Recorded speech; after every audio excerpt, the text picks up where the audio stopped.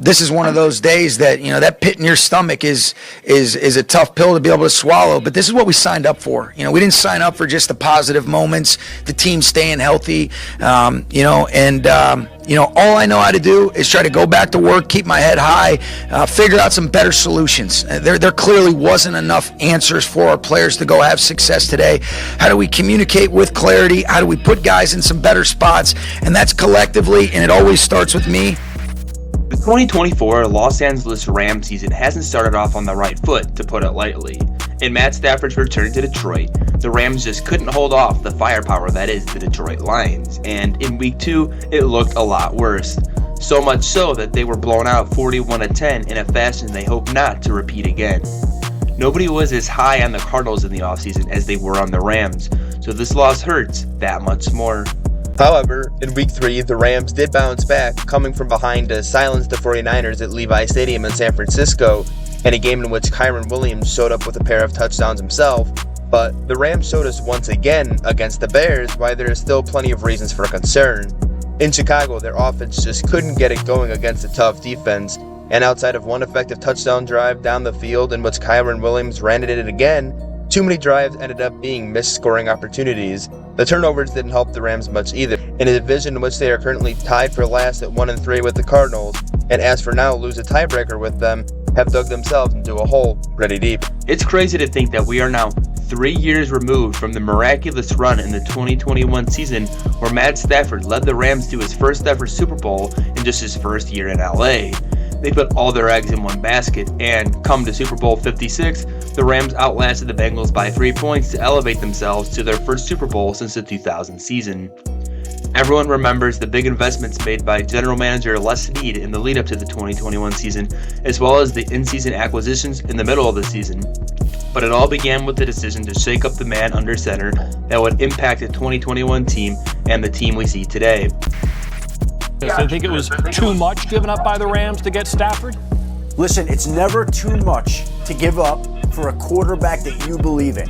Sean McVay is getting a quarterback that he's identified and studied at length already over the last couple of weeks that he believes will be a star in LA. A blockbuster trade lit up the entire NFL world, sending two quarterbacks to opposite sides of the country. The Detroit Lions decided to move on from the man they drafted atop of the 2009 draft in Matt Stafford and trade him to the Rams for the man the Rams drafted atop the 2016 NFL draft in Jared Goff. Not just the quarterback swap, but Detroit also gained a lot of draft capital as LA sent over 3 draft picks, 2 of which were first-round picks in the future. In case you don't remember, a few of these players turned into Jameson Williams, Jahmyr Gibbs, and Sam Laporta. That, on top of some of the already high draft picks the Lions used to draft and select Aiden Hutchinson and Penei Sewell to build their trenches of both sides of the ball. So despite leading the Rams to a Super Bowl appearance in 2018, Sean McVay and the Rams felt it was necessary and in the best interest of the club to move on from Jared Goff and get them a quarterback who can help them win now. And the man assigned to that task was Matt Stafford. He was joining a Rams team that already had some high caliber players in Aaron Donald and Cooper Kupp. Hope in LA was high, and he met the expectations set for him. At the trade deadline in the 2021 season, they sat pretty with a 7-1 record, but wanted more. They eyed longtime Broncos linebacker Von Miller and dished out a 2nd and 3rd round pick to bring him on board. And after the Browns released Odell Beckham Jr., the Rams waited their turn on the waiver wire and were quick to pick up OBJ. Both these helped the Rams win now. Stafford led the Rams to a 12-5 record, sitting atop of the NFC West. The only team to give them a real threat was within their own division opponent, the 49ers, whom they lost to twice in the regular season. But after good wins against the Cardinals and the Packers, the Rams and 49ers met again, this time in the NFC Championship game. This time, the Rams got the last laugh though, as they won a close game 20-17 to advance to the Super Bowl. And as we know it, Aaron Donald got to Joe Burrow in the final seconds of the game as the Rams closed out the year as league champions. And guess who? Guess who? I mean, you don't even have to think about it. It certainly was a worthy investment for the team to go all in. Certainly it was risky, but it paid off in the end. After the season, the Rams rewarded their star players with big contracts. First was Matt Stafford, who signed on a 4-year, $160 million extension. Cooper Kupp followed up with that with a 3-year deal worth up to $80 million. Tyler Higbee also got a deal due, and the Rams also knotted up arguably the NFL's best defensive lineman ever in Aaron Donald on a 3-year deal worth $95 million. Also worth noting, Sean McVay got a new deal as well. All this money and a lack of draft capital signaled a lot to be expected from the big names in LA for the next few seasons. The 2022 season had a lot of high expectations, of course, but it just never fared that way for the Rams. After boasting the best record in their division, the Rams quickly flipped the script, reversing their record of a 12-5 record with a 5-12 record. Matt Stafford, Aaron Donald, and Cooper Kupp all missed some time at some points throughout the year with injury. Stafford's fall led to inconsistencies in the quarterback room, and the wide receiver room just couldn't make up for the lack of their star receiver in Kupp. And obviously, if you don't have Aaron Donald present on the defensive line, it's going to be a lot harder to fill his void. A lack of depth to help them recover from injuries was evident. Thankfully, the Rams returned to full health for the 2023 season, and the presence of their stars made a huge difference. With Stafford, Cooper Kupp, and Aaron Donald and the rest of the Rams squad at full health, the Rams were able to make a 10-7 record just behind the first seed 49ers as they claimed the 6th spot. Despite a down year statistically from Kupp, but an up-and-coming one from Puka Nacua, as fate would have it, the Rams season was ended by the man who sent them away as they traveled to Detroit and lost a nail-biter to the Lions 24-23. The Rams were an interesting team going into this 2024 campaign.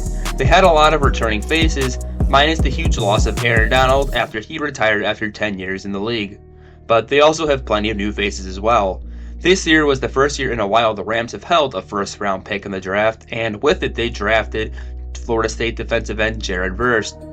And they boosted the interior of their defensive line with the acquisition of Braden Fisk in the 2nd round, also out of Florida State as well, while tacking on the running game piece that helped last year's Michigan Wolverines win the national title and Blake Corum, 83rd overall, in the 3rd round.